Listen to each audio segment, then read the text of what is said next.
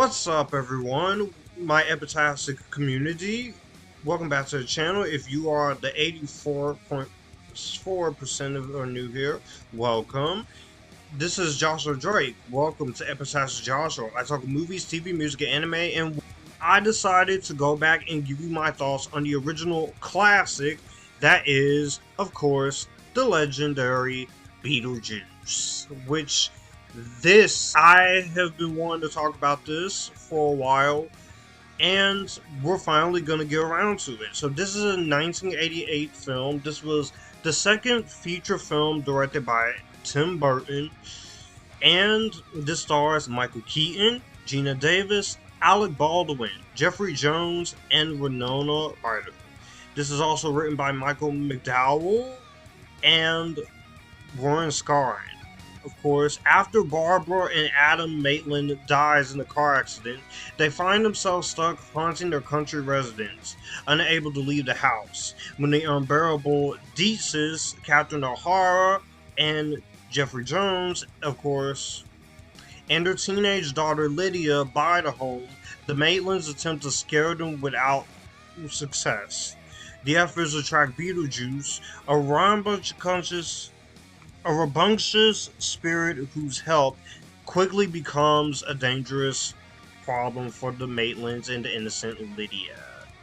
This was the second movie after Pee-wee's Big Adventure, and so what happened is Tim Burton became a bankable director.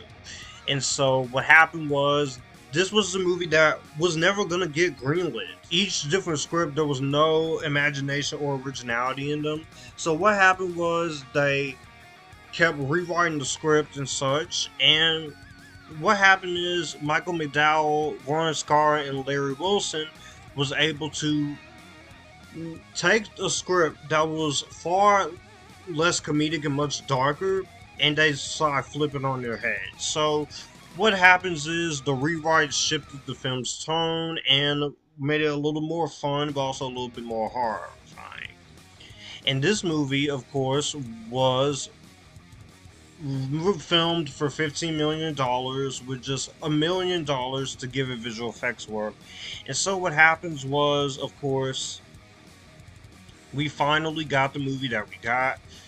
The music came together and such. The movie was released with a mostly positive reception, but not everyone loves this movie as much. Some people, I'll say this now, me getting to talk about this, I can simply say that this movie is a classic for a reason. I love the film. It's not one of my favorite Tim Burton films, but it is a good Tim Burton movie. I will at least put this in the top 5. This is one of the reasons, besides Pee-wee, why we have Tim Burton and his style. No matter what you think of him or his movies, you gotta give up to the man that he is definitely committed to it. And so that is the thing I really admire at him as a filmmaker. Starting off with the positives, of course, is I'm actually going to start off with the fact that this is a movie that I'm actually going to start off with our families. You have the Maitlands and the Deetzes.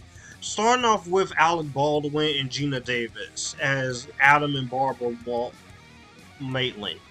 They do a very good job in their roles, and they bring a lot of fun and a lot of commitment into it. And I think they really do bring a lot of fun into it, into their performances, and they do a very good job into the acting here.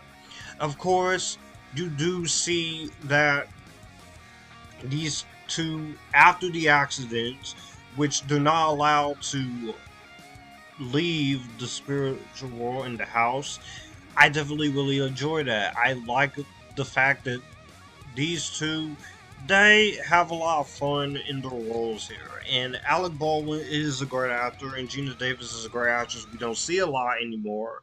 But I will say, but they do a very good job in their roles, and they're able to just make a fun time for what they have in the movie. So for the screen time they have, I think they're really good.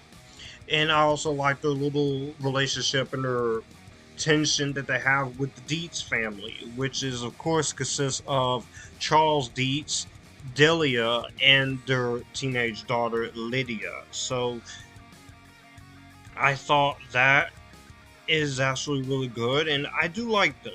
I really have fun with what this movie gives me. It's an entertaining adventure, it's entertaining for the max, and I love the performances of the three actors. One of them, yeah, it's hard to talk about it. We're gonna try and power through this. So what happens is, I like the premise of the Deets, which they basically are selling the house, and he's a real estate developer, and Delia is a sculptor and conceptual artist, and then the daughter, of course, is an inspired photographer. So what happens is, there's this whole tension between them and the Maitlands, which I really much enjoy. If you've seen the movie, you know what I'm talking about. Ultimately, I did really enjoy that side of things, but I'll say this for the performances. I will say Captain O'Hara is good in the movie as Lydia's mom, of course. Delia, she's very committed, she's very good, she's a great actress, she's done a lot of great things, and she's fantastic in the movie. I think she really does sell the movie, and you do see that she's trying to keep her daughter safe, but also trying to go on this crazy little adventure, and I really enjoyed her performance as well. Winona Ryder, this was Winona Ryder starting out, and she's a very young Winona Ryder, and she's very good in this movie as Lydia Deetz. And even nowadays, Winona Ryder is still a winner in my eyes. She is great. She's awesome, and she is also just a fantastic actress. And this was one of her earliest roles, and she's fantastic here as a goth teenager. She is a little bit rebellious or such, so you definitely get that, of course. But her performance is what makes it very well done, and I very much enjoyed her acting and her performance. And just is great. There's a reason why she and Captain O'Hara is coming back. And Winona Ryder, even seeing the trailer for the new film, she's still like she's getting back into the character. Now the controversy. Jeffrey Jones.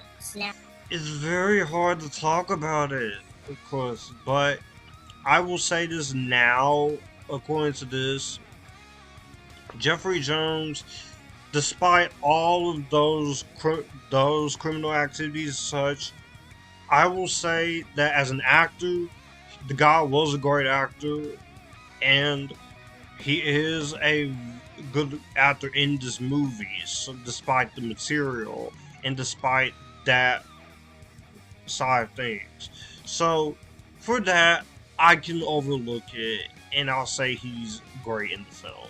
So there he is. But let's talk about the man himself, Michael Keaton. Michael Keaton as Beetlejuice, he does a very good job in the role, and he very much has a lot of fun in it. Now, he is credited last here, but I will say this movie would not be anywhere near successful if it hadn't been for Michael Keaton. Because he gets into the character, he has fun with it, he has a crazy voice, and he just has a lot of fun into the performance and the character that he's playing, and the makeup is great here. There's a reason why this got a Best Makeup award for a reason, and it spawned a great TV series and stage adaptation. Also, the reason why 36 years later, I suppose, we're getting a sequel. So definitely, it definitely goes into it, and you see that. You also have other people here, like you have Tony Cox in here, Dick Cavett, the late Glenn Shaddix, and just also Sylvia Sidney. So it's a good cast of actors in this movie. Filmmaking standpoint, Tim Burton directs a lot of his visual flair. You do get his goth sensibilities. It's a good of horror comedy and dark fantasy, so I definitely really like that part of the movie. And just this is Tim Burton at the top of his game. Tim Burton nowadays, yes, he's had a little bit of career fluctuations and very choices that have not been the best, but I would say Tim Burton as a director, he did good for his second movie. And it shows here. Some great looking shots here. It's very well filmed by Thomas E. Ackerman. Jane Curson does a good job on editing. It's very short, 92 minutes. And the movie has a good soundtrack and a good score. Danny Elfman's score is also really good here. This was one of the second of many collaborations here, but I love a lot of the score in this movie. The score is great, is amazing, and I really like it. It's an iconic score, and it's one of the best Danny Elfman scores he's done. I will also say they do use songs by Harry Belafonte, like Jumping the Line, which plays at the end of the movie, of course, with Lydia dancing, of course, which is always an iconic moment into the movie. I will also say they use the Banana Boat song as such, so the score is overall very good, and I definitely really enjoy a lot of what this movie had to go for. So there's a lot of great things in this movie I give so much credit to, and it's just an entertaining adventure. And the effects for the $15 million budget still holds up. They're, you could say they're a little bit dated by today's standards, but this was 1988, but I very much love the stop motion and practical effects. It's very good. They really took use of it, and there's a reason why we're getting the practical effects back here. As much as I like CGI sometimes when you do it properly, stop motion and practical effects and matte paintings and stop motion or any of those is always something that you always can be appreciated. It is wacky, it is energetic, and it is fun for an archaic horror comedy. So that definitely goes there. I'll say the only few issues I have when it comes to this movie is, of course, the stigma with Jeffrey Jones does cloud my enjoyment and of how much I like him as an actor here. I also will say there are moments here where it does kind of drag a little bit. So that's one thing you do kind of have to take into the account. But it's not really a draggy movie, of course. And also, you could have a little bit more Beetlejuice, but for his 20 minutes of screen time, he provides the most laughs. And then, so at the end of the day, and for some people watching this for the first time, they might not enjoy the style of filmmaking that we get in this. So you definitely have to know what movie this is and who the director is for you to fully know what you're getting into it. So I will definitely give credit to where credit it is, but you definitely have to know what you're getting into. Overall, this is one of Tim Burton's best films. I definitely really enjoyed it. And I definitely really enjoyed the performances. I like the animation, and I like the characters. And I like...